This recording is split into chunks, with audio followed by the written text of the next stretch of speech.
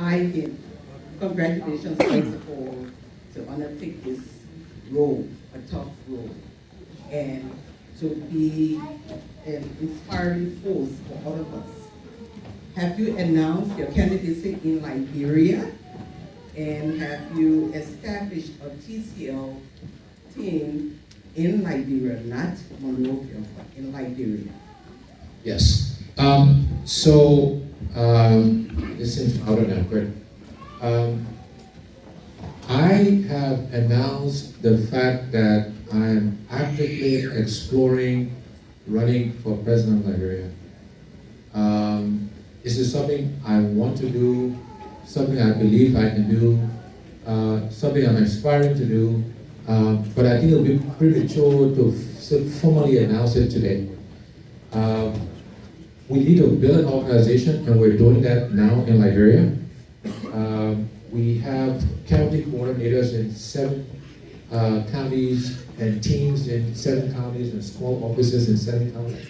We have an office in Monrovia with several coordinators working on the ground. We're in active discussions with a political party about joining them and becoming a part of their organization because they can provide arms and legs, so very active discussions with them. We're exploring the question was asked earlier about Article 52C. We're understanding that and the implications of that.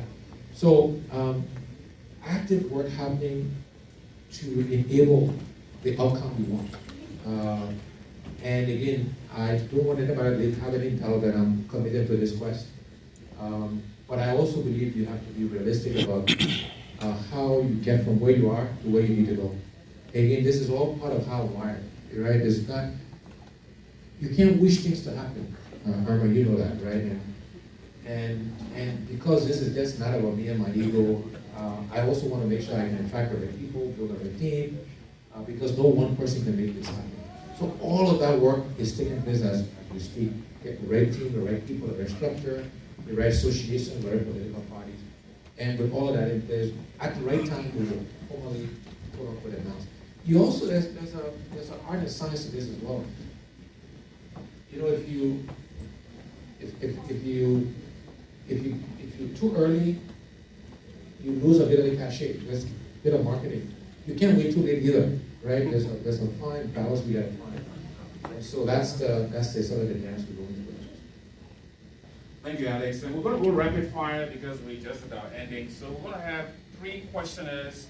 State your questions. Alex will take them all at once, and then we go to the next 3 so that we can wrap this up. So we have Robert Gagwa Jr., Winston Outland, and I have Ito. If you all want to line up and ask your questions, then Alex will take those questions.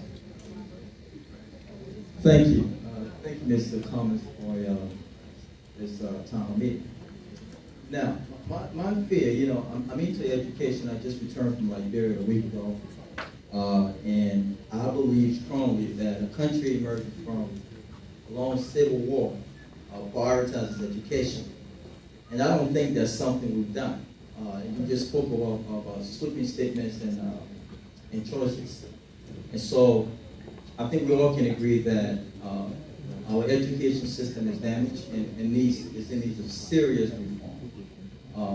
My question is, you may not be able to answer in detail, but what is your approach in ensuring reforming our education system so that it reflects the 21st century? We have influxes of businesses in the country, and I've always said that Liberians are working like Mexicans in their own country. For every time I visit some of these places, I see Liberians either at a security spot or sweeping and other things and not having the major jobs. And so even if we have jobs creations right now, we don't have the human capacity to actually fill those positions. And so what is your plan in ensuring that we actually reform our system, not just in Monrovia, but in the entire country? And how can we translate such a forum like this in Liberia, to voters in Liberia, because we don't have this in Liberia. People are not voting based on merits and on the issues that are important. How do we address that? Thank you. Let me answer that one at a time. everybody will get the chance. So let me first of all say, Robert, I was at an event where Robert got an award from Chicago Bright Foundation. Congratulations. Again, it's important that we acknowledge all librarians when they're successful, when they're contributing back to our country. And Robert is one of those young people who's doing that. On education, education has to be a priority for any government because long term, that's how you sustain any and everything. So then I'd like to get practical very quickly, right? Education also has a long-term return. And that's why many governments don't focus as much on it, because by the next election, the return is not used. Trying to educate a child is 18 to 20 years before you get the return. Doesn't mean we shouldn't do it, and we will do it as a priority, but so very specifically in terms of how you transform, and then I'll get to priorities, because education is a broad field, right? Elementary, tertiary, vocational, etc.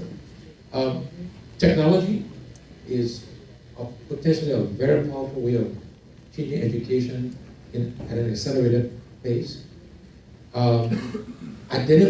Finding a way to identify the best and brightest librarians and accelerating their education. You have to provide education for everybody, but we got to focus on the best and brightest because we don't have the luxury of time, and so we need to accelerate the bright and brightest. Use technology to make that happen, and have a systemic plan for all levels of education.